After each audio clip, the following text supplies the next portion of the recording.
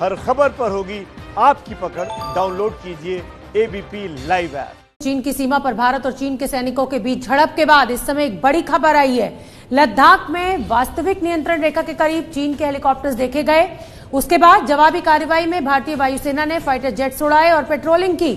अभी वायुसेना की ओर से इस पर कोई आधिकारिक टिप्पणी नहीं आई है, लेकिन जानकारी यह है कि 5 मई को जिस दिन भारत और चीन के सैनिकों के बीच झड़प हुई थी, उसी दिन रात को LAC यानी लाइन ऑफ एक्चुअल कंट्रोल के आसपास चीन के हेलीकॉप्टर्स को देखा गया था। इसके बाद वायुसेना ने भी सुखोई फाइटर जेट से LAC के पास पेट्रोलिंग की। वैसे तो इस तरह की पेट्रोलिंग होती रहती है, लेकिन यह पहली बार हुआ है कि चीनी हेलीकॉप्टर्स के खिलाफ फाइटर जेट्स का इस्तेमाल हुआ है।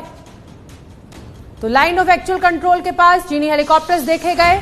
हालांकि सेना की तरफ से, वायुसेना की तरफ से अभी तक कोई आधिकारिक बयान सामने नहीं आया है। लद्दाख में वास्तविक नियंत्रण रेखा के पास की यह घटना है। नीरज राजपूत ज्यादा जानकारी लिए हुए जुड़ रहे हैं। नीरज, क्या अपडेट इस खबर पर? बिल्कुल शोभना, आपने बिल्कुल ठीक कहा कि इस लद्दाख क्षेत्र में भारतीय वायुसेना के जो फाइटर जेट्स हैं वो करते हैं, पेट्रोलिंग करते हैं। लेकिन ये इसलिए खास है क्योंकि उसी वक्त 5 मई की रात को ही भारत और चीन के सैनिकों के बीच में झड़प हुई थी, जिसमें काफी बड़ी तादाद में दोनों तरफ के सैनिक घायल हुए थे। उसके बाद ही चीन के ये हेलीकॉप्टर्स भी LAC यानी कि वास्तविक नियंत्रण रेखा के बेहद करीब देखे गए थे।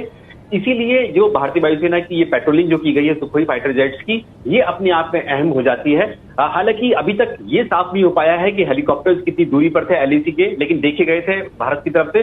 और फाइटर जेट्स हमारे जो थे वो कितनी दूर थी, क्योंकि दोनों का ही प्रोटोकॉल्स है कि जो हेलीकॉप्टर्स हैं वो 4 किलोमीटर की रेंज में नहीं आ सकते हैं सीमा के, और फाइटर जेट 10 किलोमीटर की। लेकिन इसके बाद ये स्थिति जरूर बनी कि जब हेलीकॉप्टर देखे गए तो भारतीय वायुसेना के फाइटर जेट्स भी वहां पर पेट्रोलिंग के लिए उड़ाए गए। और ये इस तरह की घटना जैसे कि अभी ये देखी गई है, हम पहले नहीं देखी है कभी भी कि इस तरह की घटना कभी हुई हो कि हेलीकॉप्टर्स दिखाई दिए हो तो भारतीय वायुसेना ने कॉम्बैट पेट्रोलिंग की हो इस क्षेत्र में, यानी कि लद्दाख क्षेत्र में। इसीलिए बहुत अहम है क्योंकि अभी भी उस क्षेत्र में, सिंगर एरिया में, जहां पर लड़ाई हुई थी दोनों देशों के सैनिकों के बीच में, वहां पर अभी भी दोनों तरफ से जो डिप्लॉयमेंट है वो बहुत ज्यादा बढ़ी हुई है। यानी कि मामला जरूर सुलझ गया है, लेकिन सैनिक बड़ी तादाद में वहां पर अभी भी तैनात है।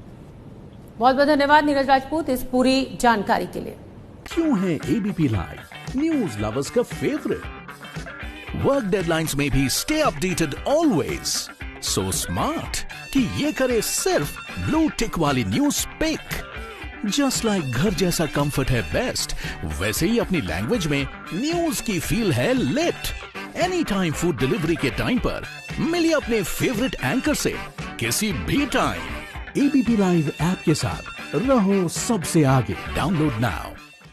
ABP न्यूज आपको रखे आगे।